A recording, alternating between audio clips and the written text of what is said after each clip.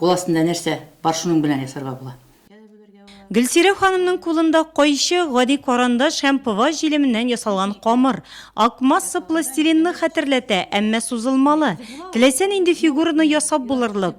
Оста аны алдан әвәли, аннан таш яфракларын кисә, аларны карандаш ярдәмендә нәзегәйтә. Төсле чәчәк өчен буяганнан соң парда тотып киптерә. Гөлсирә ханымның оста куллары кыска гомерле роза, сирень чәчәкләренә озак яшәү рәвешен бирә. Менә бу һәркемне сокландырырлык букетны ясау өчен бер атна вакыт җиткән. Үзеңә нинди төс килә, ясаганда гына чәчәк ясыйм дисең инде. Чәчәк ясаганда ул төскә буйсың. Алдан буяп куярга ярамый. Буйсың шушы чәчәкләрне аннары ясыйсың. Һәрбер менә бу ниен аерым ясыйсың инде, һәрберсен. Һәм җыясың. Һәм шуннан соң җыясың. Роза чәчәкләре бизәнү әйберләренә йөзеккә күчкән, кырыган агач тамыры кәүсәгә әйләнгән. Барысы да салкын фарфор технологиясе ярдәмендә. Казбалам, аны чистартам, аны ышкыйм, аны матурлыйм, тигезлим, аннан соң инде ни белән төссез лак белән тагын өстеннән буйым аны. Әйе, ансы менә ул аның фундаменты була. Аннан соң инде мин алар җәйкене хәзерлим. Җәйкене нәрсә күрәсең, шуны итәргә була, ясарга була бит инде. Җәйкене хәзерлим. Кыш көне инде эш булмаганда, нәрсә булса берәр идея килеп чыга да инде. Шунларга инде аннары кулланам инде мин аны. Ясаганда бит инде алар бер төрле расстояниедә булырга тиеш. Төрткеле бизәк төшереп ясау тагын бер яраткан шөгыле аның. Бизәкләп бетергәч, тәлинкәләрне төссез лак белән буяп, газ мишендә киптерә Гөлсирә ханым. Шул рәвешле кулланыштан чыккан чынаяк тәлинкәләре, буш шешәләр декоратив сәнгать әйберләренә әверелә.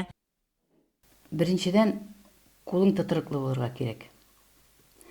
Кулны аннан соң үзең сизәсең инде, ниндирәк, ничегрәк басарга, ниндирәк киш белән басарга, бер үк төсле киш белән басарга. Монда бик аты киш кирәкме инде? Бер үк төрле булырга тиеш. Буларны аннары төссез лак белән өстеннән бер кат кына буяп чыгасың.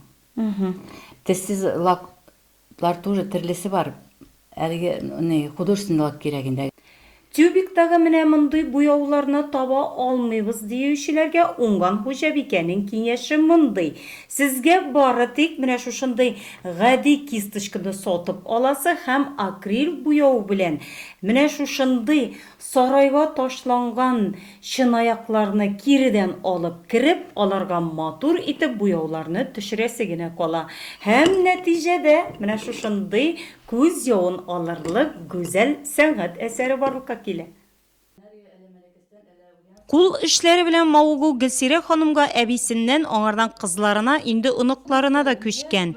Бәйләү, чигү, тегү, җир эше, чәчәкләр үстерү.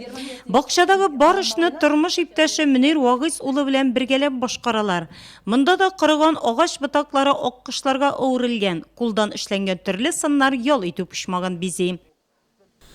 Biz indi akça işlerin yaz şuuga ana opera Gülsirə ketib ola. Уже яңа елдан соң сили башлый акча турында үстерергә. Яннары теге теләп эшләгәч, бер-беребезгә булышып. Шунда күңелле инде, шуның өчен ул получается да була шуның өчен. Бакча мәйданының бер генә урыны да буш түгел биредә. Җиләк җимеш яшелчәне мулдан утыртканнар әхмәтчиннар.